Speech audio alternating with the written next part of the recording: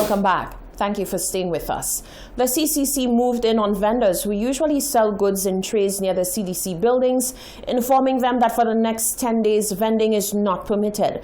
The vendors have expressed outrage, saying that they were not given any notice. The CCC spoke to Hot 7 TV, explaining that such actions are necessary as heightened protocols are put in place. Shop owners under the CDC, as well as vendors who usually sell dry goods in trays along the sidewalks on Thursday, were informed that they were to close up shop. Vendors expressed complete shock as they say they were unaware that they would not be allowed to carry out their trade. Hot 7 spoke with a shop owner and a vendor who expressed outrage and said they received no advanced notice. He said it is rather unfair that they would be told in such a manner that they would not be allowed to vend for the next 10 days. All the policemen was there yesterday could have told us, today is our last day, don't come there. When I reach there, somebody who does not work for city council, is not a policeman, is not in authority, is telling me they don't want people there. That's not good enough. It's when I come there, my friend, the ladies that has no affiliation, them is telling me they don't want us to come there. These people are already carrying out. Now I'm coming there, and they say only kerosene. I say I have kerosene too. So and I just stand up and you appear before me. So tell us really what is going on and treat us better than that. Because we are self-employed. This morning they came there and they just tell me that I'm supposed to close. So I tell them, they said essential. They say I'm not essential. And I know my shop is an essential shop. The things I have is essential. So they tell me I have to close. So when I come from right before, they should tell me that before I would not pay money on Comcasters. Well, it's unfair to anybody. They should give advance notice. So we'll not worry to come right here. I would worry to leave Beaufort and come here. The Chief Executive Officer at the Castries City Council, Wilfred Pierre, however, came out to explain why it is that the vendors were told there should be no selling in or near the stores under the CDC. As you know, they closed down bars, they closed down shops, and also what they have done is also to close down persons that sell clothes around side of the market, on side of the road, side of the sidewalks. So we assisting the Central Police, to really police force, to our city police, to really have this protocol maintained, because at the end of the day, this is to protect people's livelihood. I mean, if the spread is not contained, people's livelihood would be affected, and it's just only going to be for a period of 10 days. He was questioned as to why vendors were given no notice and admitted that this is an area that the CCC needs to work out swiftly. Now, we at council really have to look at a way how we can be very, very proactive in dealing with that situation. As you know, the situation is so dynamic, things are changing, and we have to now get a way to respond to some of these changes and to provide information on a timely basis to our vendors. As you know, we have not collected from them yesterday, and we're not collecting from the vendors today because it's very unfair if they're not there for us to go around and collecting from them. Pierre said people need to understand that during this pandemic, everyone is being inconvenienced. However, sacrifices must be made if the situation with the virus is to become better. He said the public needs to understand that all is being done in an effort to limit social gatherings and contain the spread of COVID-19. Reporting for Hot 7 News, I am Genevieve Gonzalez. The island's Chief Medical Officer, Dr. Sharon Belmar-George, is warning the masses that they need to brace themselves and remain vigilant as St. Lucia has not seen the last of the COVID-19 wave. The CMO says the virus's run has only just begun and non-compliance from the masses will only leave more casualties in its wake. Rochelle Gonzalez has more. If you think you've seen the worst of what the COVID-19 pandemic had to offer, then you can think again, because according to the island's Chief Medical Officer, Dr. Sharon Belmar-George, there is more to come. The CMO warned St. Lucians that the virus is going nowhere anytime soon. However, the severity of the impact that it will have on the nation is in the hands of the people themselves. This is where we need to focus, because we'll get through this wave, and it will not be our last wave. We anticipate managing several waves during 2021, but the timing at which we can bring this wave down a lot faster with personal responsibility in terms of us not socializing, ensuring we wear our mask in public places. And the Director of Health Education is sitting at the back. They've used every single medium available to speak to the public on what we can do to keep ourselves and our families safe. Speaking of personal responsibility, Dr. Belmar George said taking the time out to be mindful of our actions could prove to be life-saving to friends and loved ones. We have people who did everything right, and it's not about blaming, but people who did everything right and have a relative who did not and get it innocently.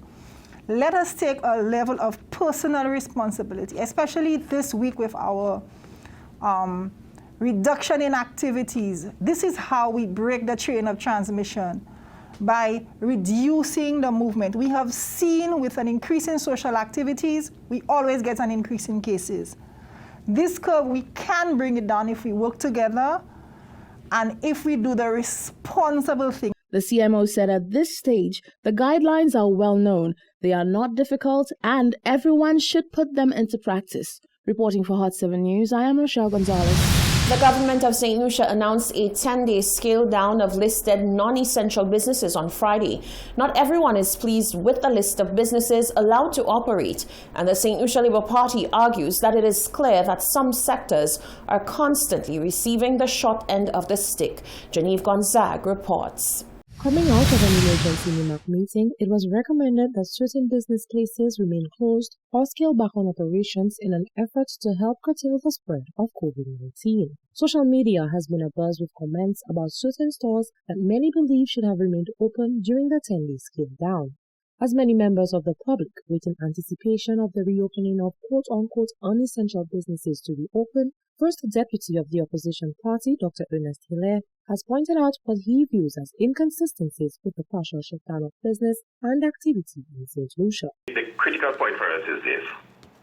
If as a nation we agree that this situation is so severe, we need to take decisive action to curtail it. Let's do so across the board. What is most worrying is that only one sector seems to have to face the drastic action. And in almost every instance, it is the poor, working class, the disadvantaged, vulnerable people that are the biggest sufferers. The barber shops are closed, hairdressers are closed, the bars are closed, S&S closed, all those. But the hotels remain open. They are allowed to operate as they want. Construction continues to operate. In fact, so much so, construction is a sector that's allowed to operate after 9 p.m. He explained that the opposition has no issue with the issuing of rules and regulations in a bid to help mitigate the spread of the virus. However, what is not appreciated is the fact that certain sectors are always at the short end of the stick. If you believe we need to curtail the movement and the gathering of people to control the spike, fine. Do it across the board. Do not do it to hurt one sector, but allow other more favored sectors to thrive. Is the inconsistency that's causing the problem. So in the first place, you are not achieving your objectives. And secondly, people are feeling victimized and they feel that, you're not being fair. And that is the concern with how they're approaching this matter. The 10-day scale back is expected to end on February 1st, 2021. Reporting for Hot 7 News, I am Genevieve Gonzalez. Thank you, Genevieve. One Calypso legend is saying goodbye to another whilst remembering the legacy left behind. Trinidadian artist Crazy speaks to Hot 7 TV about the passing of Singing Sandra, saying that a queen has gone home. Singing Sandra is the voice behind hits like My Dignity and Voices from the Ghetto. She was described as a larger-than-life personality, yet humble. She was also credited with shaping Calypso into what it is today. Rochelle Gonzalez has more. Sunrise is slowly over the hill. Everywhere is gold and sunlight, but still, most nights with hotels are crowded. Their days and doctors are shrouded. They don't smile and they never will. Only vultures get their fill. A king has paid homage to a queen. Well, in the Trinidad Calypso arena, as tributes continue to pour in following the death of two-time Calypso monarch Sandra Devine, aka Singing Sandra, on Thursday morning. The powerhouse was a symbol of peace and female empowerment in the region in the 1990s into the early 2000s, with hits like Die With My Dignity that spoke about the exploitation of women by men and warned women to stand up and stand strong without depending on men. She was one of the major players in the calypso arena who helped shape the sector across the Caribbean and paved the way forward for other female calypsonians and soca artists who dominate the stage to this day. On Thursday, artist King Crazy, real name Edwin Ayang, said Devine can be considered the mother of calypso in Trinidad, and she was well loved and respected by all. The young female artists and them in Trinidad look up to her because she won 2 titles there. She won the crown on 2 occasions with some big songs, and she and her man, she could have performed. Talking about singing, she have throat, she have a sweet voice, and she had good diction, clarity. You know, some people when they sing in these calypso, sometimes they don't hear what they sing. They hear every word Sandra sings. She's one of the best diction people that they have. She leaves behind a legacy of young people wanting to be like her, young female singers wanting to be like her, and she was one of the icons here. She was one of the people that anytime the government or anything want people to represent, she was one of the people that they would call. You know, she and like Black Stallion, we have a fellow here, Black Stallion, he was like equivalent to her now. He's male, female, or like Calypso Rose. Ayang said the songstress was a people person who was giving and caring, and he believes that her kind heart on earth will take her far in the afterlife. She was a godly person. She was a spiritual person, and I think that she would go to heaven. Because I believe in heaven and hell, yeah. I feel she would go to heaven because she never do anybody no wrong, and she was a clean liver, and she died with dignity, according to the song that she sang. Die with my dignity, you know. She was a special person that will go to heaven. Devine was 64 years old at the time of her passing. Reporting for Hot 7 News, I am Rochelle Gonzalez. Meanwhile, right here in St. Lucia, the death of the calypso powerhouse singing Sandra has dealt a hard blow to local calypsonians who said that the Trinidadian singer who won the Calypso Monarch twice always left them feeling beyond emotional. On the occasion of her passing, Lady Lean struggled as she tried to keep her emotions together while remembering the voices from the ghetto singer, a woman whom she called a close friend. Sandra was my mentor. My son was like a son to her. She's also my grandson's godmother.